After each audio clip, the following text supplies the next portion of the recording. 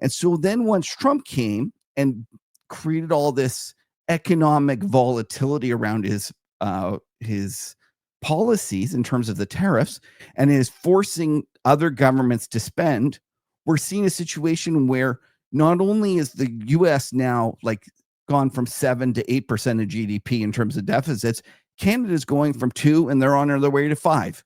Same with Europe. Europe is all of a sudden saying, well, geez, we're going to have to do infrastructure spending. We're going to have to go and help with the Ukraine war. For the first time ever, you saw Germany. Germany used to have a self-imposed debt brake where they tried to balance their budget. And I think they were only allowed a deficit to GDP of 0.35, like less than 1%. And they abandoned that. And you saw their stock market take off the moment they announced that. So we had this very big change in the world, whereas in the past, the US was the only one spending. Now all of a sudden the whole world is spending, and that has dramatic effect on asset prices and what's going to happen going forward.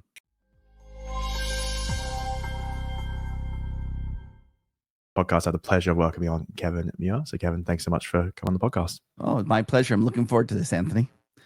Yeah, I'm looking forward to it as well. I was saying before that I've been a fan of your podcast, so interested to delve into your ideas and your thoughts about what's currently happening in the macro geopolitics and markets in general. But where I'd really like to start off is just something that I think a lot of people have probably heard you talk about quite a bit is how you've seen this shift from sort of a monetary driven economy and market to more a fiscal driven economy. So I'd be really interested to hear sort of your light bulb moment where you realize this had occurred.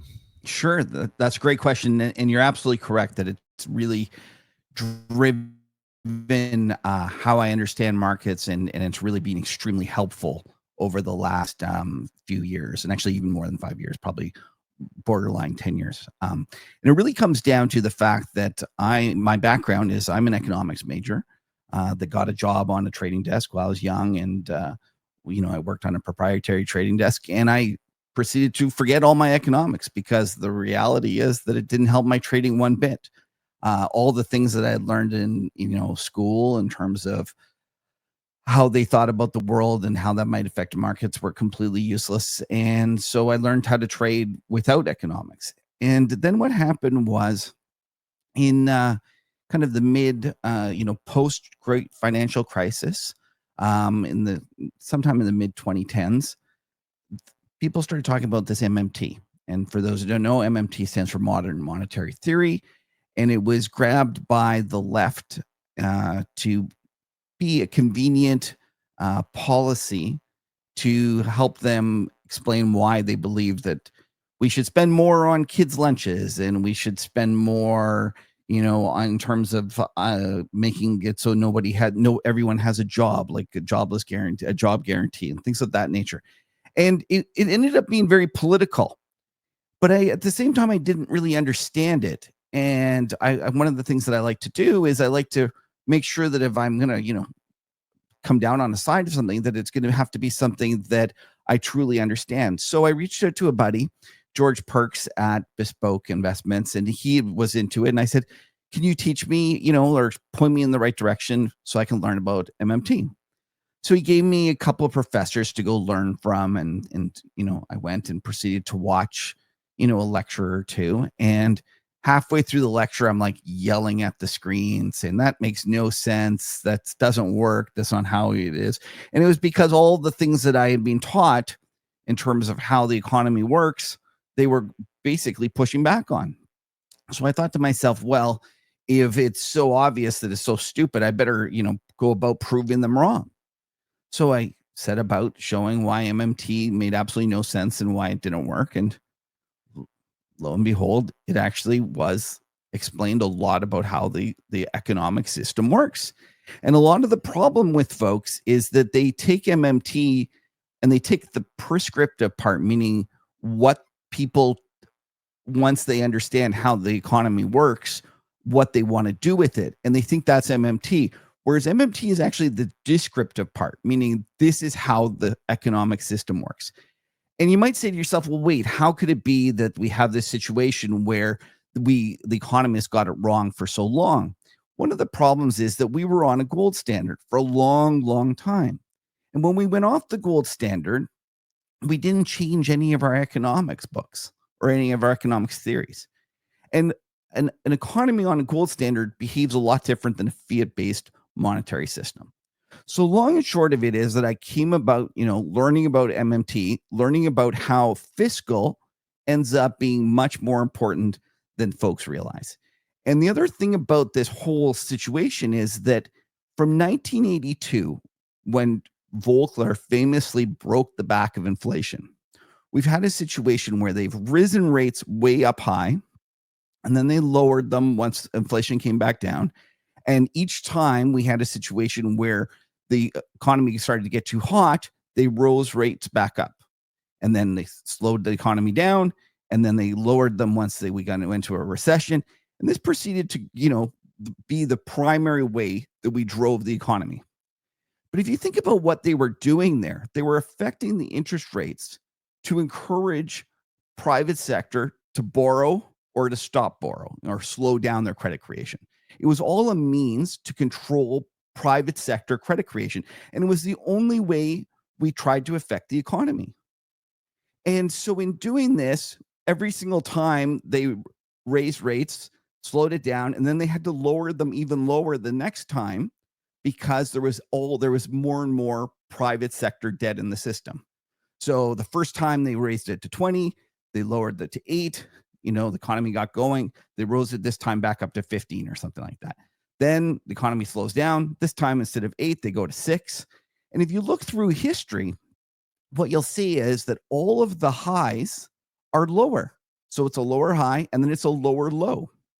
And so we had this situation where monetary policy was getting lower and lower and lower, and we were trying to encourage the private sector to borrow more and more. And then what happened was the great financial crisis happened. And at that point, we'd hit what they call the Richard Koo, who was a famous economist from Nomura. He talked about the balance sheet recession. You'd hit a level where it didn't matter if you put rates to zero, the private sector simply couldn't borrow anymore. And then we had this situation where, in essence, monetary policy had become just like useless. It couldn't stimulate. Then we had this situation where we thought, okay, well, if we can't get the economy going from lower rates, what we'll do is we'll do these special, policies. We'll do quantitative easing. We'll do things like Operation Twist. And in fact, even in Europe, they tried negative rates. All of these things didn't work at all. And I'll be the first to say that I remember I was trading during this period. I thought it was going to create inflation. And part of my kind of exploration into MMT was trying to understand, why didn't that cause inflation? And the reality is that, if the private sector has lower rates, it doesn't matter if you go and buy bonds and put it back into the system, because banks don't lend reserves. They actually just lend against their balance sheet. And there's a whole bunch of different factors like that showed why we wouldn't get inflation. Now, let's fast forward to this 2020.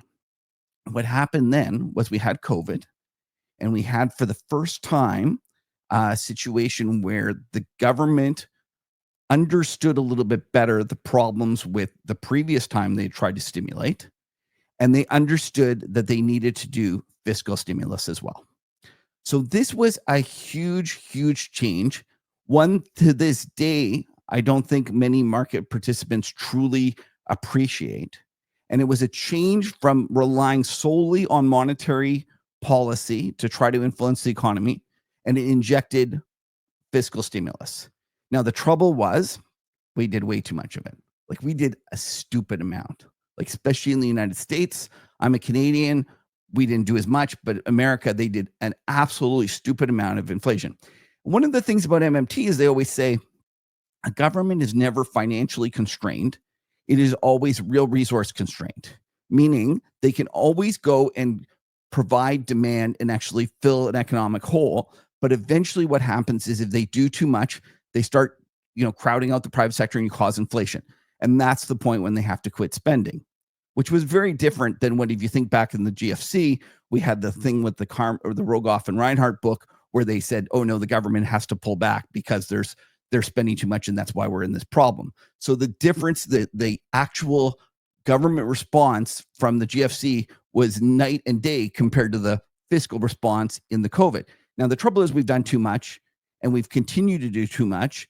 And now we're in this environment where we're actually continuing to spend.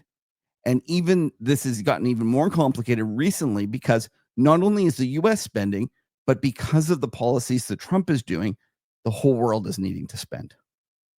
Yeah, it's really fascinating hearing sort of your own thinking and how you got to this sort of place that we're in. So it sounds like if we look at monetary policy and how it was almost like it was a trickle down. It's almost like you're making these changes. You're hoping that it goes from changing interest rates for banks and then they'll lend. You're hoping that the QE will then sort of roll out to more risk sort of assets that will then somehow go into the economy. Whereas now the fiscal is basically just putting money into the real economy through multiple different avenues. So that's sort of how you see that. Correct. And as I said, so if you go look at the response in the post-COVID response, the US, I can't remember, they did something like 25% of their GDP in terms of fiscal response. The next closest was Australia at 18, Europe was 17 or 16. I think here in Canada we were 16. So the US did way, way more than the rest of the world. And that's part of the reason that their economy did so well. It was just like putting steroids into their economy. They were spending and spending and spending and became a positive feedback loop. And now what's happened, though, is that we've got this situation where Trump is gone and with his trade policies has created an environment where the rest of the world needs to spend. And this is also kind of like the next dangerous moment in terms of how the world is changing. We have Trump doing these trade policies, and we can talk about tariffs and what they'll mean for the economy, because I think they're really bad and not quite in the price by any means. But regardless of whether they'll actually affect the U.S. economy like he thinks they will, there's no doubt that it's changing the behavior of other governments.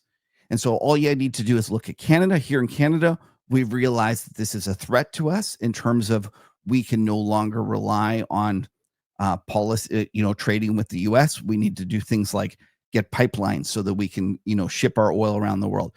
We need to do things like open up other markets. We need to expand our economy to do different things and get more entrepreneurial. So the government is going from one that was trying to balance the books to saying, well, geez, this is a threat. This is really important. We're going to go and we're going to need to spend a lot. So if we just look at the easiest way to think about a fiscal policy stance is to think about the government's deficit as a percent of GDP.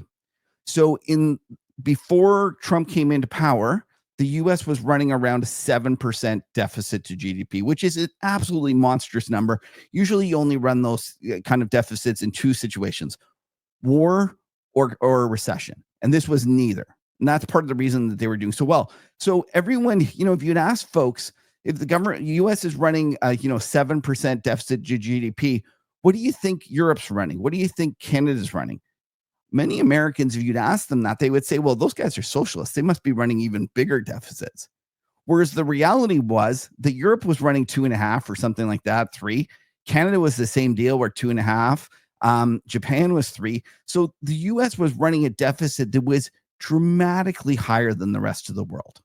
And so then once Trump came and created all this economic volatility around his policies in terms of the tariffs and is forcing other governments to spend, we're seeing a situation where not only is the US now gone from 7 to 8% of GDP in terms of deficits, Canada's going from 2 and they're on their way to 5.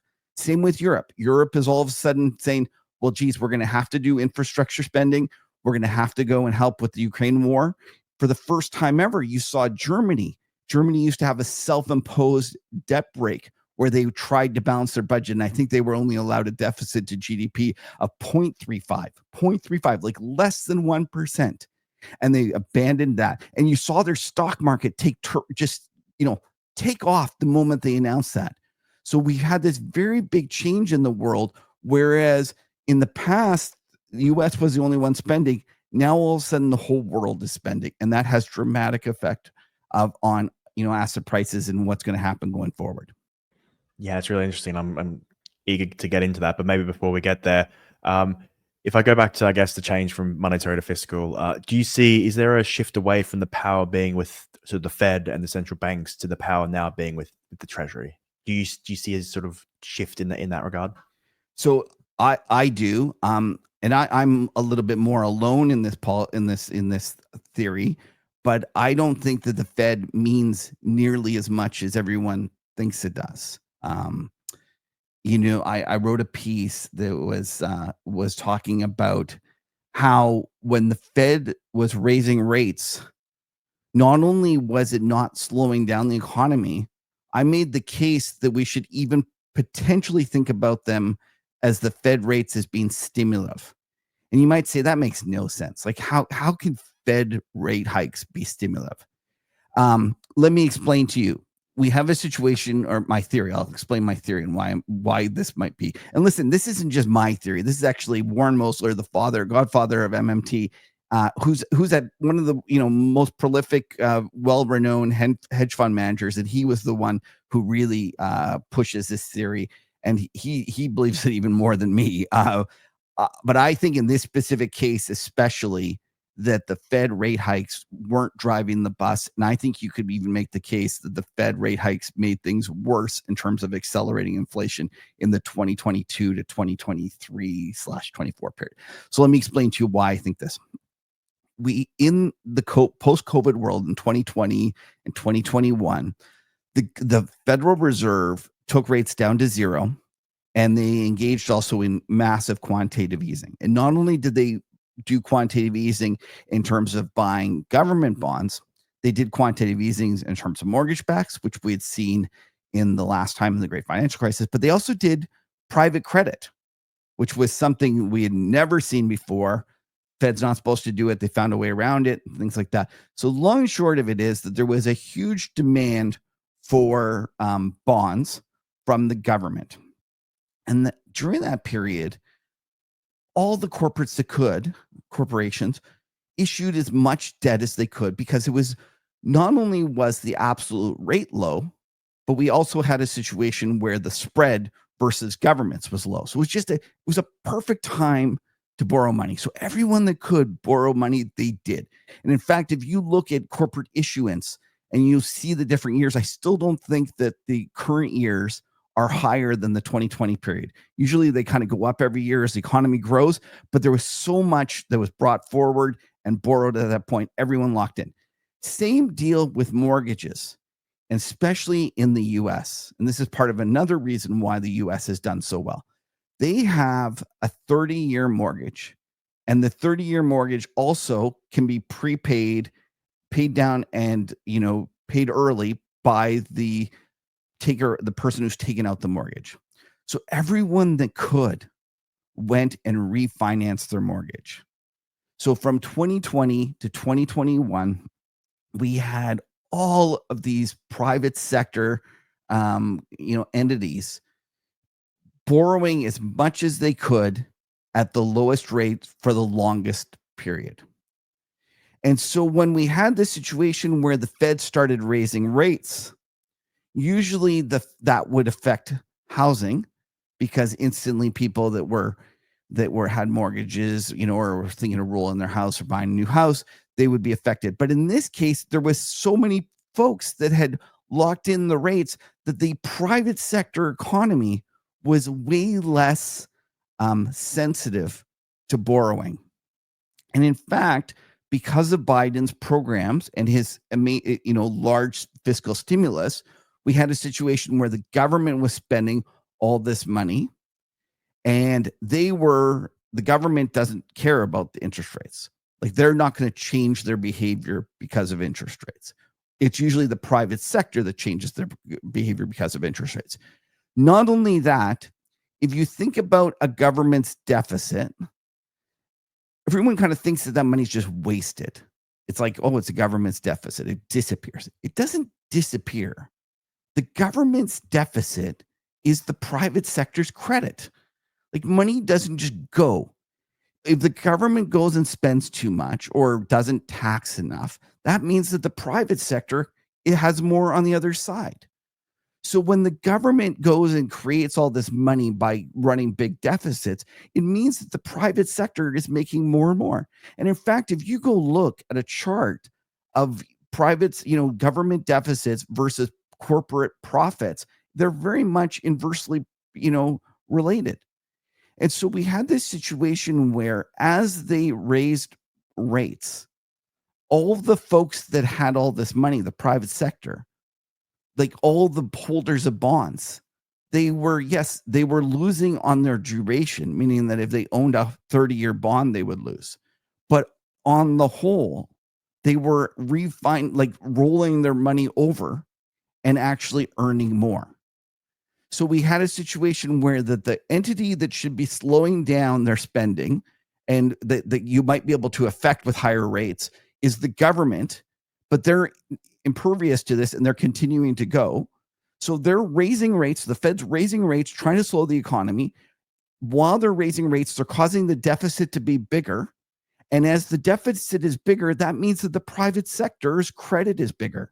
So the private sector's credit, yes, on the margin, there might have been a little less credit creation in terms of new people buying houses or other things like that nature. But on the whole, there was more money being created. So we had this kind of weird situation where the Federal Reserve was nowhere near as powerful and had the ability to affect things as much as everyone previously thought. And I distinctly remember in 2022, the point when we got back to the previous high in terms of raising rates. And remember, I explained to you that each subsequent rate hike was lower and lower and lower. I remember Goldman Sachs and a bunch of other really prominent firms saying, we've never had a situation where we've had a new high in rates. So this won't happen. The economy will roll over. And it was part of the reason everyone was so bearish. And yet, if you understood MMT, if you understood how the system worked, if you understood the in essence, the power of fiscal, you were on the other side. And for many, like for 2023 and 2024, I kept saying the economy is going to be stronger than folks realize. And that was the case. Yeah, it's amazing. And the fact that, what Yellen did with actually moving the issuance forward, forward Okay. on the curve. Yeah. Can I get into there? Because you get into it. Yeah, because that's actually one of the things that really bothers me, because that was a theory that was passed on by Steve Moran and Scott Bessent, and it was very popular, and it was talked about like huge amounts. And when you actually go look at what's called the weighted average maturity of the Treasury, meaning what their bonds, like how long their portfolio is, when you look at that, it's absolute BS what they were claiming, because we had a situation where it was actually at the all-time highest in terms of length, meaning that they had gone and already had extended the portfolio out. So it was one of these cases where it's a political narrative that got passed around, and it's to this day, people continue to think it's true. And it wasn't. She did increase the T-bills. And the reason she increased the T-bills was because the duration of the portfolio was the longest it had ever been, meaning that it was that she had extended it out too much and she was pulling back on it. And so it just kind of really bothers me, because I see this passed around, and now it's kind of hilarious because the guys that were accusing her of doing it are about to do it themselves in much bigger fashion, and are suggesting to do it in a huge amount. And it's one of my pet peeves in terms of people when they're trading. They see things through their political lens, and they just love to put it through.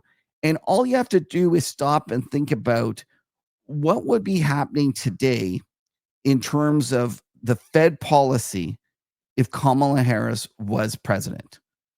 I contend that there would be no way that the David Zervoses, the Scott Bessents, the Morans of the world would be talking about lower rates. I think they would be talking about the fact that the Fed has still not achieved their price target, and that we are still well above 2% in terms of inflation.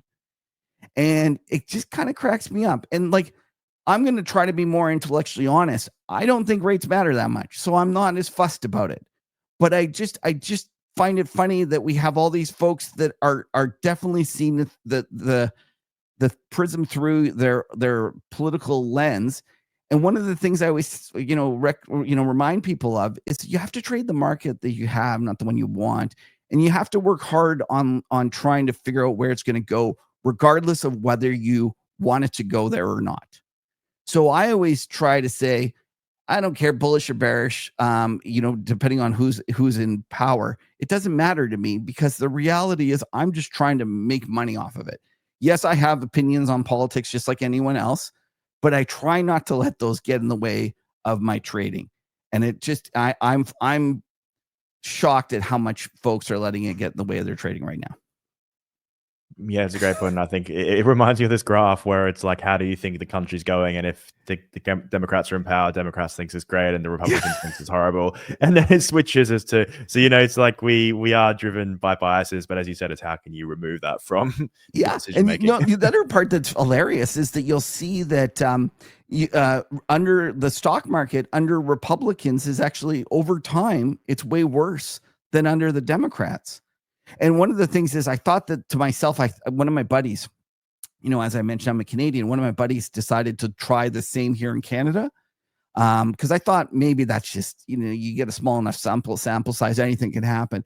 And he did the same. We have what are called liberals and conservatives, and that's in essence, Democrats and Republicans. And over time, it's the same deal here. You have a situation where under conservatives, the stock market has done worse than under liberals. And bringing this back to my fiscal situation, one of the things that I believe that the reason for that stock market outperformance under the more left-leaning governments is because in the past, left-leaning governments were more willing to do fiscal, expansionary fiscal policy. Yeah, it's a great point. I do guess that if we think about the two massive 1929 and 2008, they probably were under Republicans as well, which distorts it. But maybe that was their fault as well. So you can't really remove them from what happens. But no, it is really interesting to think about. And what does this mean for deficits? Does this just mean that they can continue to run them, as you said, as long as we don't see high inflation? Okay, so as I explained, I am MMT sympathetic. I am not a full-blown MMTer. There are parts of it that worry me. As I said already, I think that they focus too much on solely the fiscal side of the situation, or the government credit creation side of the equation, and they don't look enough at the private sector credit creation side of the equation. So when Trump came into power, one of the things was originally, like, we forget it now, but when he first came, Besant was talking about 3%, his 3-3-3 policy, and I can't remember, it was 3 million barrels of oil, 3% growth, and 3% interest rates. That was it. So it was the 3% 10-year, 3% growth, real growth, and 3 million barrels. Was it 3% deficit? Maybe was that the? It was that. Maybe you're right. Maybe it was but yeah. Yes. No. You're absolutely right, because that was one of them. He wanted to get it down there. So, but the point was, they were very much. They seemed to be fiscally originally. They seemed that they were going to go down the fiscal conservative side. It looked like they were going to be traditional Republicans that were more interested in prudent fiscal policy, or at least trying to do prudent fiscal policy. So one of the things that I said, I think that that's going to be bad for the economy. I think at the margin, that's going to cause the economy to slow. But I was at the same time willing to admit that if he had a situation where they unleashed some of the private sector problems in terms of credit creation, that could be offset. So I wasn't just like, oh, you know what, he's going to lower rate, he's going to lower the deficit, so therefore stocks are going to go down. I was open to the idea that they were going to come in, they were going to deregulate. And there's no doubt that the government has taken too heavy of a hand in the post GFC world. And they have made a situation worse by like tamping down private sector credit creation, by instituting really onerous things on the Jamie Dimons and the Bank of Americas of the world. So I was open to the idea that we could get private sector credit creation, and we could get a situation where it actually is a little more balanced, and it would be better for the economy maybe if we had a situation where instead of it was just all government deficit creations, it was actually more balanced. There was some private sector credit creation and there was some government. Unfortunately, that's just gone out the door. And I look at the volatility of the Trump administration's policies, and I just put myself in the shoes of somebody who potentially might invest in a plant in the US. And I think I can't do this. Like, I can't go and have the policies changing every day. Like we were joking the other day about, I can't remember what it was. It was aluminum. Like aluminum, you had one week he came in and, he was going to put a 35% aluminum tariff on Canada, and he was going to make it so aluminum, production was going to come back to the US. Within a week, it had already gone around the other way and it flipped. And so when you're having these sorts of volatility, it doesn't make anyone confident to make long-term decisions. And not only that, when you're constantly reneging and just coming and saying, you know what, nope, that's a deal I signed, 4 years ago, it doesn't matter. You're going to pay this now. These aren't the sorts of things that actually make the economy, induce people to invest in your economy in the long run. So when you're bringing it back to your question about deficits, unfortunately, I don't think we're going to get that balanced growth that I was hoping we would get. And that leaves a situation where the only way you can really grow the economy is by running massive deficits. And I'm not completely convinced that the tariff revenue might not be higher than the market's expecting. But having said that, I do think that in his heart of hearts, Trump is very much wants to run big deficits. He wants low interest rates, big deficits, and I think that's what he's going to run. And that, I guess, where I might push back on my MMT pals is that I think eventually this will cause a problem in the bond market. And I do think that we're going to get into a situation where if this continues, and especially in an environment where the whole world is spending, whereas in the past it was just the US spending, so it was easy for money to be attracted there because, Europe had negative rates. There was no growth there. Japan was barely spending. It was like there was a need for somewhere to go with savings.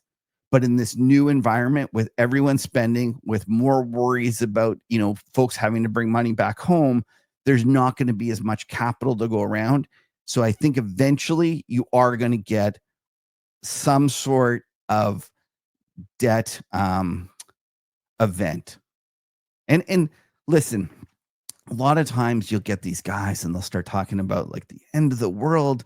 They'll be predicting, they'll be evoking something fourth turning and like all this and yada, yada, yada. It's like just doom, doom, doom. I'm not one of those guys. Like, if you like, I'm just not, that's just not the way it works. I think that what will happen is you will have moments where the bond market stumbles badly, and then, rallies back up. And then kind of 2 years from now, we look around and we go, geez, look, like the long bond, instead of it being 4.5, it's 7. And like that actually hurts and it starts to pick away. So I'm not one of these, end of the world doom guys, but I do think that eventually all these deficits are going to cause a situation where the long end of the bond market is going to get in trouble. I've said it for a long time. I think eventually what the yield curve will go to record wides, and it will be a function of that the government can't help itself once it starts spending money. And ultimately, That's been one of the people who really understood MMT. Kind of one of the folks that were against it. Their argument was always that you can't rely on the governments to stop spending when inflation goes higher. And I think that they're not wrong. And I never pushed back on that theory. And I think that all you have to look at is right now. We have a situation where inflation is above target. I don't know what the Fed should do. Personally, I think it's fine for them to stay here. But if I was running the economy, I would be cutting back on spending or taxing more. Doesn't matter. But the reality is that inflation is higher than target. Therefore, it means the fiscal stimulus is too high.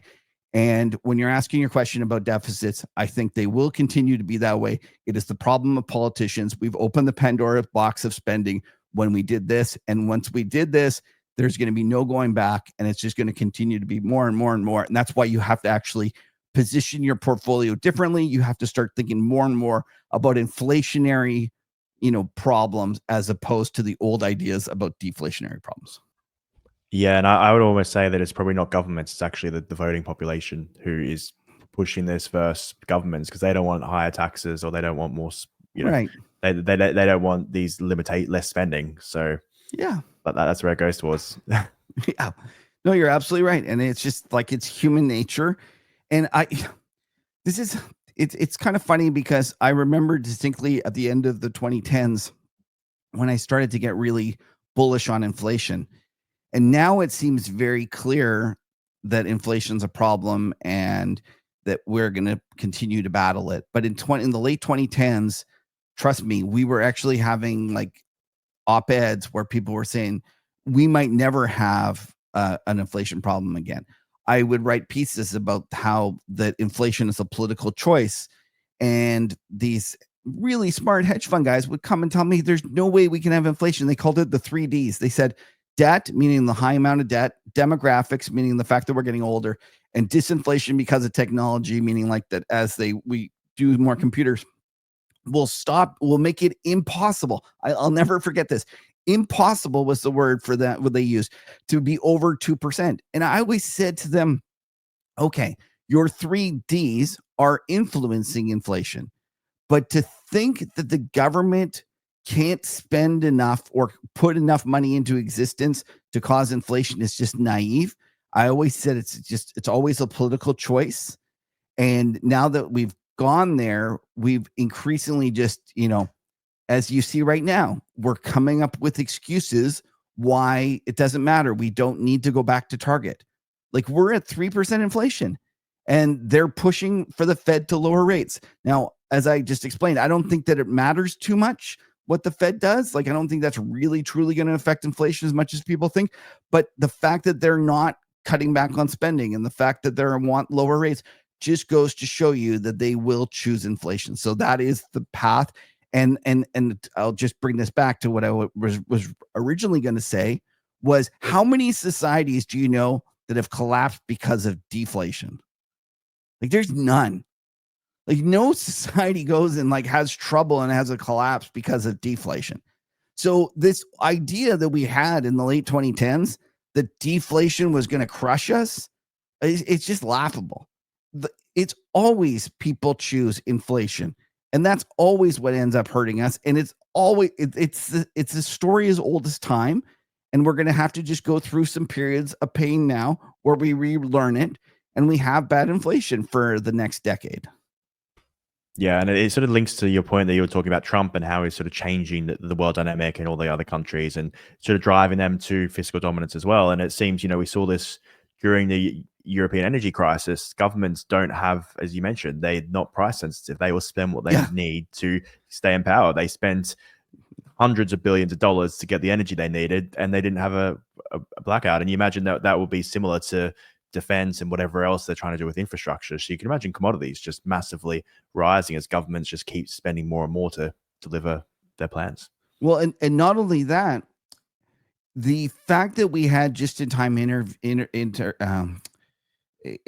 inventories and the fact that we had such great trade meant that there was very little duplication around the world. Now, all of a sudden, we have Trump just throwing a huge monkey wrench in this. And the whole world is starting to say, well, geez, we can't rely on global trade. And so what does that mean? That means that a whole bunch of things need to be duplicated in every country. So that means massive amounts of infrastructure spend. And that is all commodity positive on top of all the fiscal spend. Like the fact that they're not going to go and pull back on something else. They're just going to continue to spend more and more. So I'm with you. Like when you're thinking about commodities for the next decade, I think they're headed up and away. Like it's only one way for them. Yeah, it'd be interesting to touch on, your thoughts on, putting together a portfolio, because I guess it sounds like you're probably bearish on bonds with yields continuing to increase, at least if deficits continue. You think commodities could do well. Yeah. How do you see sort of markets reacting to these shifts? So one of the biggest consensus trades out there is the US in terms of folks that have put allocated like financial assets throughout the world. Like if you go and you look at how much US assets are owned by non-Americans, it's massive. It's never been higher. And it's just continued. And part of the reason that it's done so well, yes, there's a certain amount of American exceptionalism. They're very much entrepreneurial society. But I go back to my fiscal argument.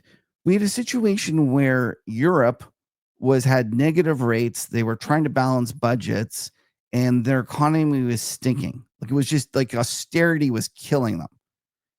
And then and think about like negative rates, and like you're sitting there as like an Italian grandmother saving money for your grandkids university tuition, and not only are you not earning a good return, you're actually experiencing negative rates. Like you put in 100,000 euros and the next month or the next year you have 99,500.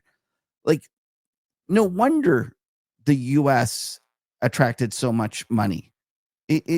Everyone else was doing the stupidest policies around.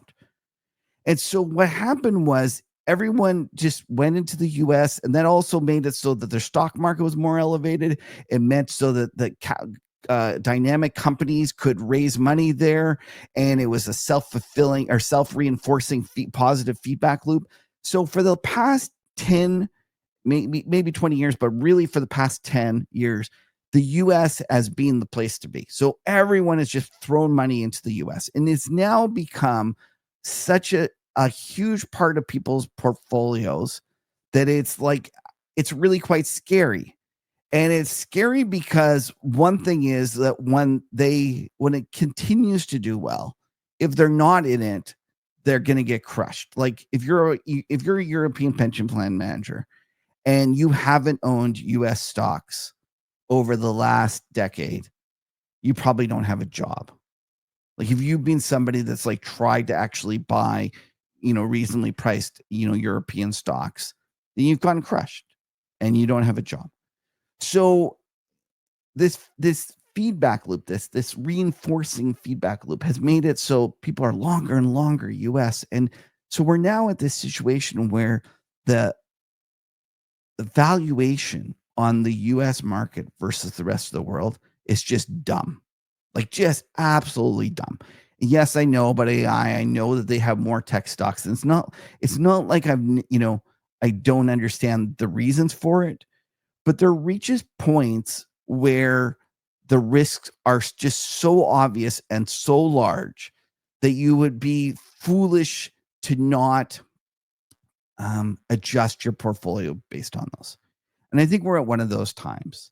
I look at it, and not only do I think it's insane to be overweight the US stock market or the US financial system in general, but I think you're foolish to not be owning the other assets, like the other equities. And everyone says, but look, the US stock market's still going up to new highs. If you're a European pension plan manager, even though the US stock market's on new highs, the reality is that you're actually being better off this year by a full 10 percentage points by being in the Euro Stoxx 50 versus the S&P 500. So we have this situation where for the first time we have other countries starting to outperform the US when we look at it in a terms of other people's currencies. And part of the worrisome thing that's happened during this last Liberation Day event, there was a very unusual correlation event that not a lot of folks have focused on, but I think it's really, really important. Usually when you have a situation where stocks go down, bonds go up.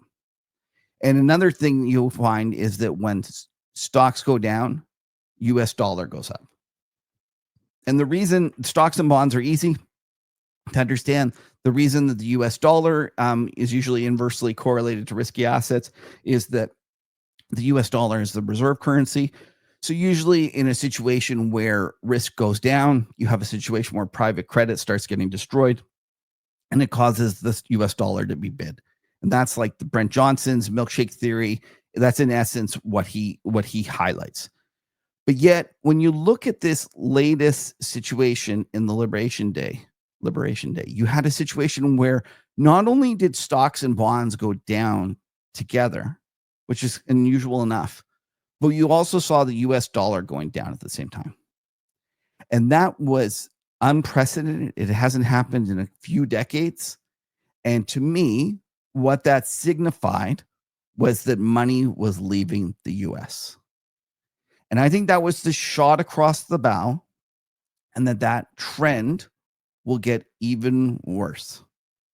I was in London and I was lucky enough to be having dinners with some very, senior, smart portfolio managers and letter writers and folks of that nature. And everyone's joking about how they're all bearish the US dollar.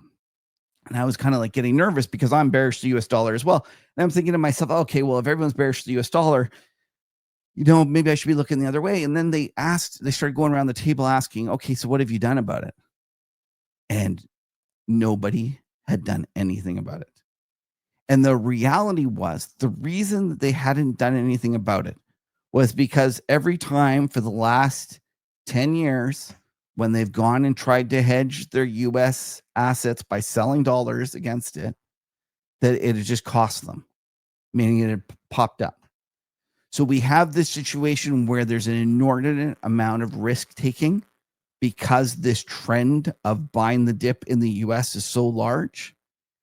And I think that has created just a huge valuation bubble where, like the S&P 500 trades at 22.5 times next year's earnings. Like you go look, all the other major markets trade below 20, well below 20. And we have a situation where they're going and spending more on their economies. They're finally getting up out of the economic doldrums. And not only that, it's not all based upon one aspect, which is AI in the US, like very much overexposed. The concentration in the US scares the bejesus out of me. Like if you look throughout history, like there was 3 other times that the market was this concentrated: 1929, 1960, whatever, during what they call the Nifty 50, and then 2000. All those periods were terrible times to own stocks going forward.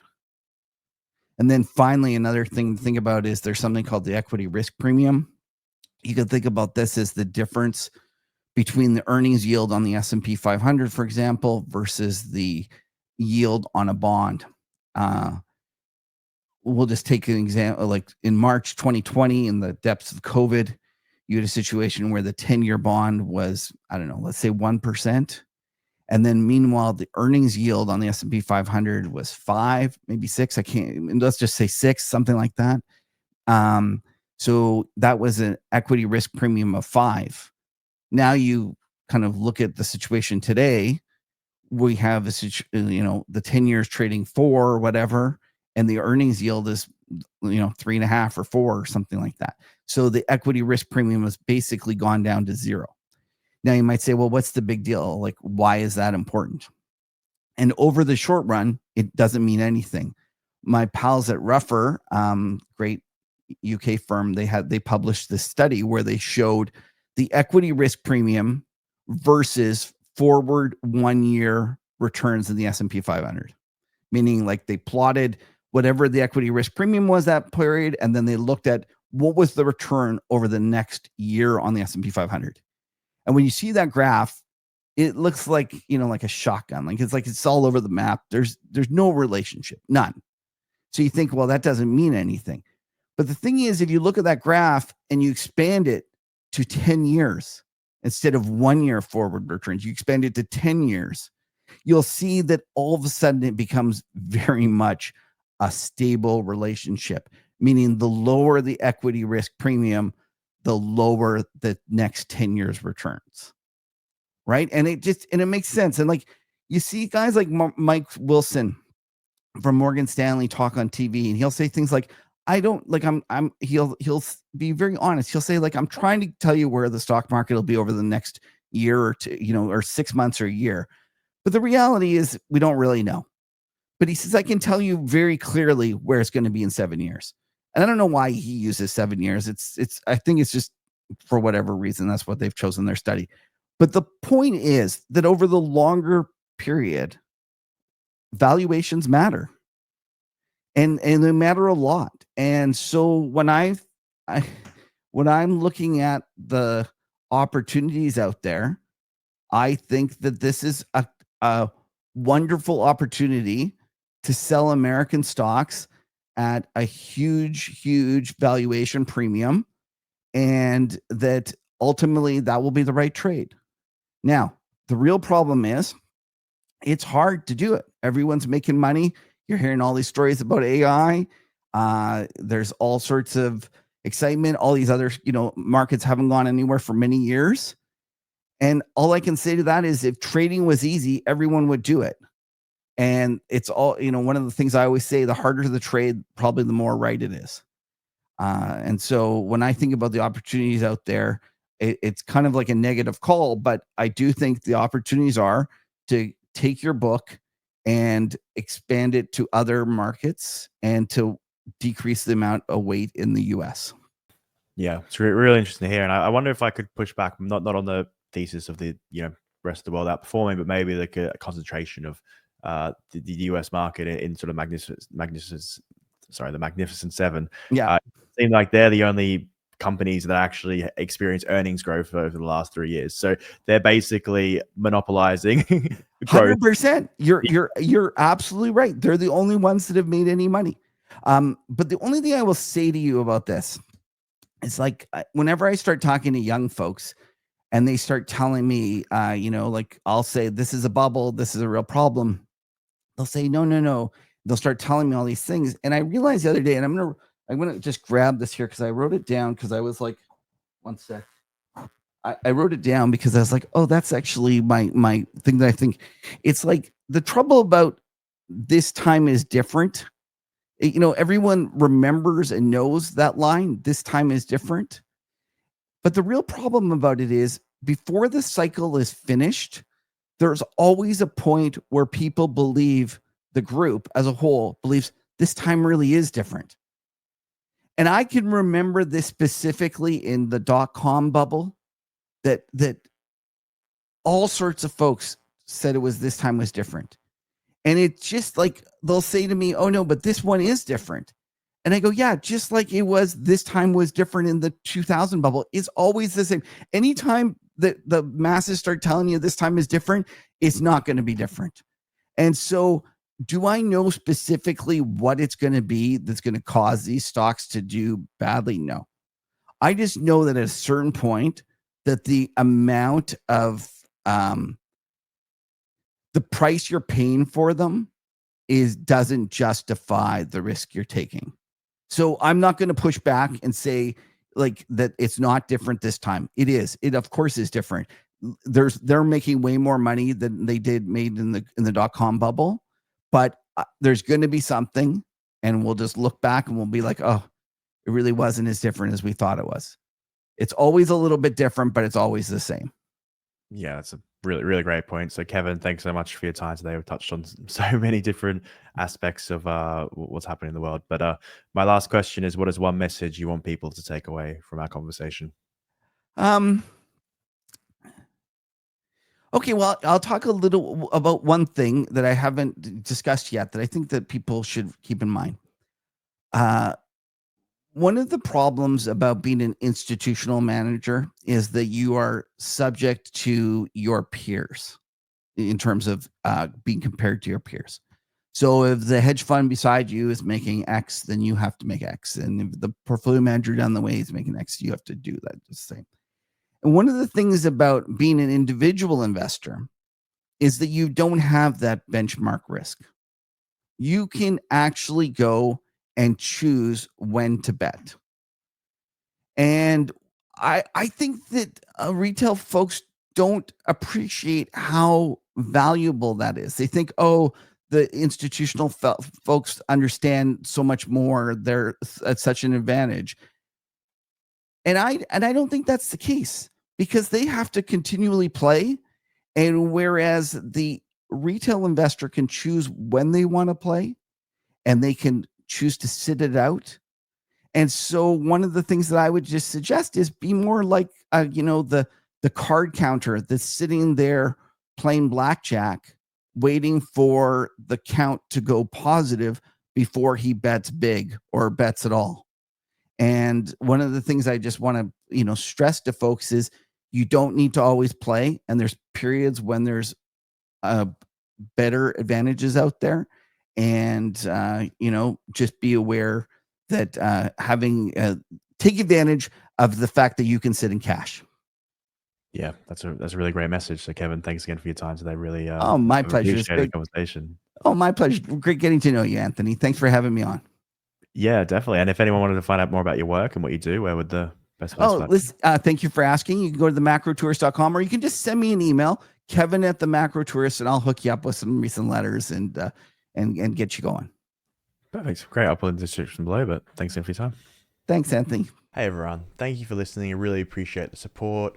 If you've got value out of this, I'd really appreciate it if you could like, subscribe, or comment, good or bad feedback. I'm always open to that. But it really helps with the channel. As I said before, only about 14% of people actually subscribe to this channel. So if you were to that, it would really help. It could mean we could continue to grow.